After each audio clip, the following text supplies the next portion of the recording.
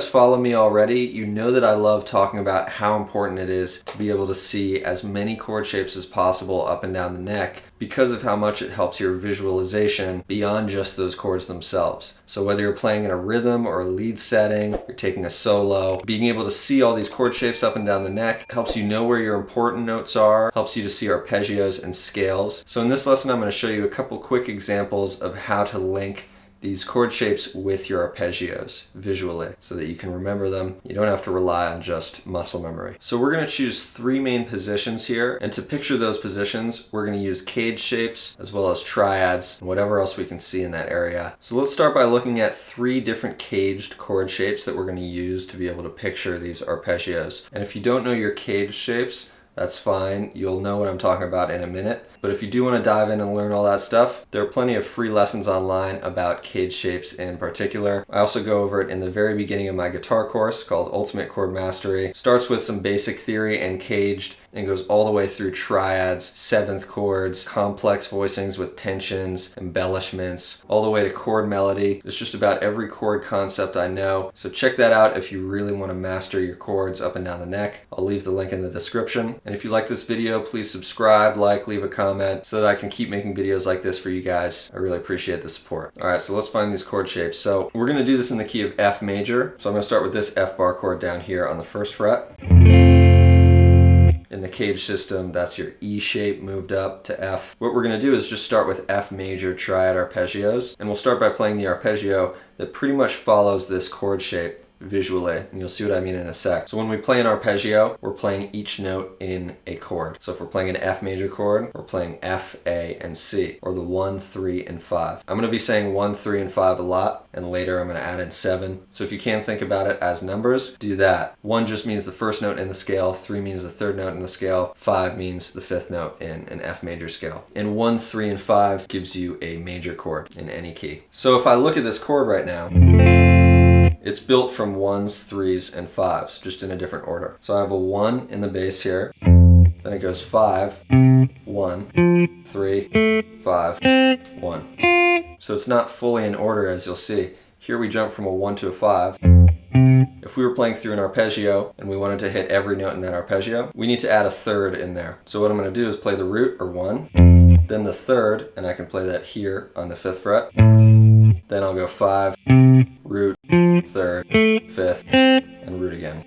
And I can also reach up in the same position to a 3rd up here on the high E string.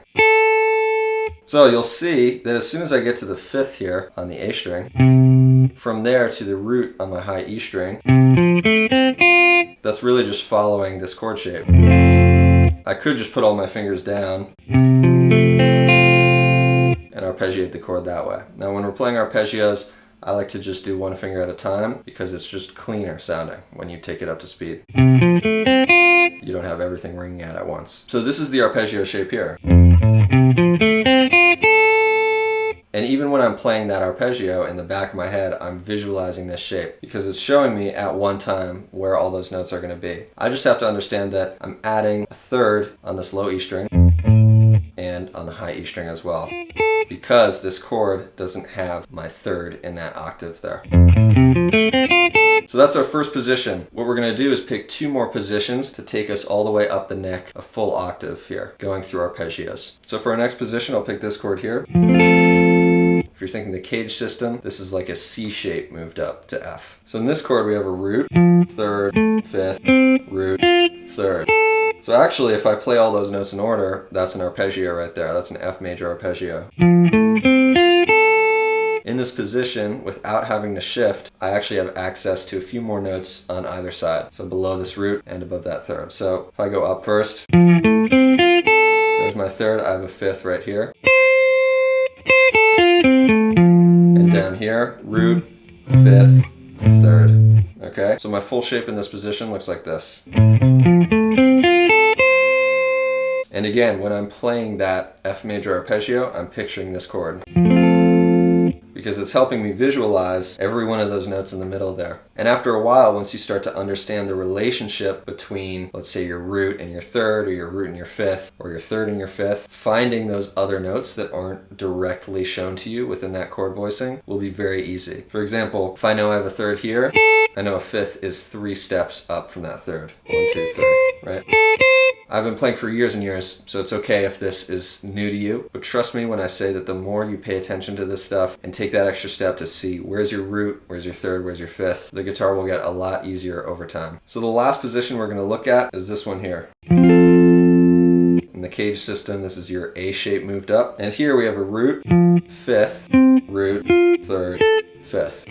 So again, between this root and fifth, we need a third, so I'm going to reach up to the third here. And go fifth, root, third, fifth. That's just following the chord, right? When I get to that fifth, I can reach up to root if I want it. And again, on the low E string, I have a fifth as well. So this whole position looks like this.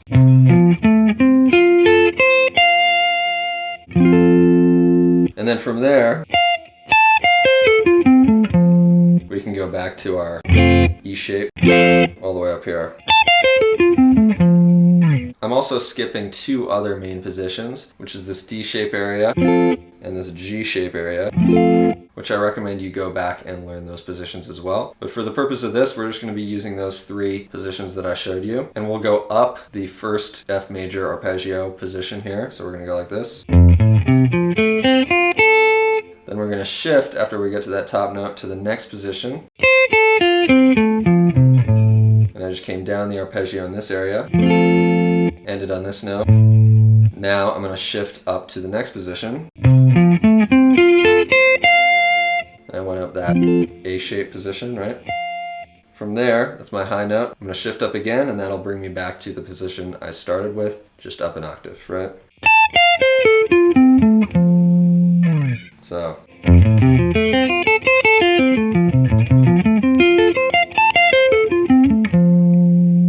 And you can also move backwards if you like. So as you're doing this, try to visualize those bigger chord shapes as you're playing those arpeggios. It's a lot better to see all those notes at once than to have to think, oh, what's my next note as soon as you get to a new note, right? If you can see it all there, you know where the next note is going to be automatically. And the chord shapes help you do that. Now, the more you can relate your arpeggio shapes to chord shapes, the easier it's going to be for you to remember them and be able to see them and use them at any time. So it's also nice to relate these to triad shapes. So you could hear,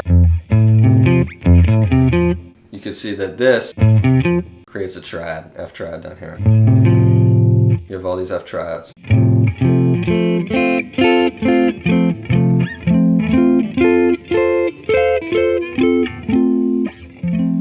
Those triads, you can kind of see them within your chord shapes anyway, but it might help you see some of those notes on either side of the chord or in the middle there when these case shapes don't give you everything exactly in order, you know? So if I'm up here, let's say I'm consistently forgetting where this third is. What I want to do is try to picture this triad here and relate that back to this shape, and it'll also help me see that's where my third should be, because that's part of this chord here. You can also do this with minor arpeggios as well. So if we did F minor, you could picture this big F minor chord. And the only difference between major and minor is minor, you have a flat third instead of a natural third. So all those thirds that we played for the major arpeggio, we're going to bring down a half step. Everything else stays the same. So this one looks like this. And there in the back of my head, I'm seeing this chord shape. The next position, we had this for major, right? So as long as I know where my thirds are, I can bring those down by a half step, and it'll give me an F minor arpeggio. So fifth, third, I'm going to bring that down a half step for minor. Here's another major third, I'm going to bring that down a half step for minor. And last one should be down here. So now we have, they're going up.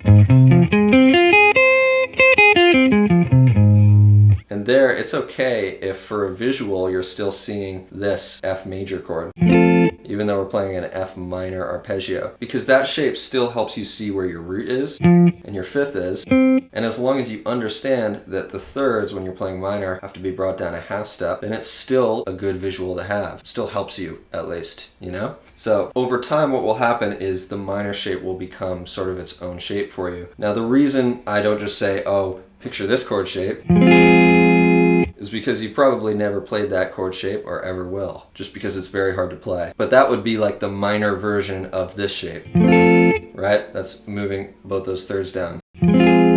But even if you can't play that, you could still use that as a visual. You could still see in the back of your head this note to this note to this note, this note, this note, right? And that's building kind of that minor version of that shape. And then the last position up here.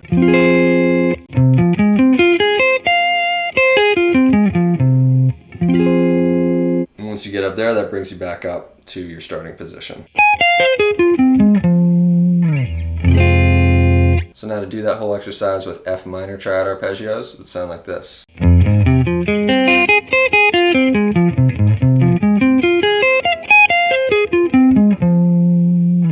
And I'd recommend practicing this with a metronome, trying to get it up to speed and work on your technique at the same time. You'll find that alternate picking these arpeggios can be kind of a challenge. Okay, so from there you can do major 7 arpeggios, which is just introducing one extra note to your arpeggio. So instead of 1, 3, 5, you have 1, 3, 5, and 7, or the first, third, fifth, and seventh note of an F major scale. So in this first position here, all we got to do is figure out where that 7 is. So if I'm going 1, 3, 5, my 7 is going to be just a half step below the root.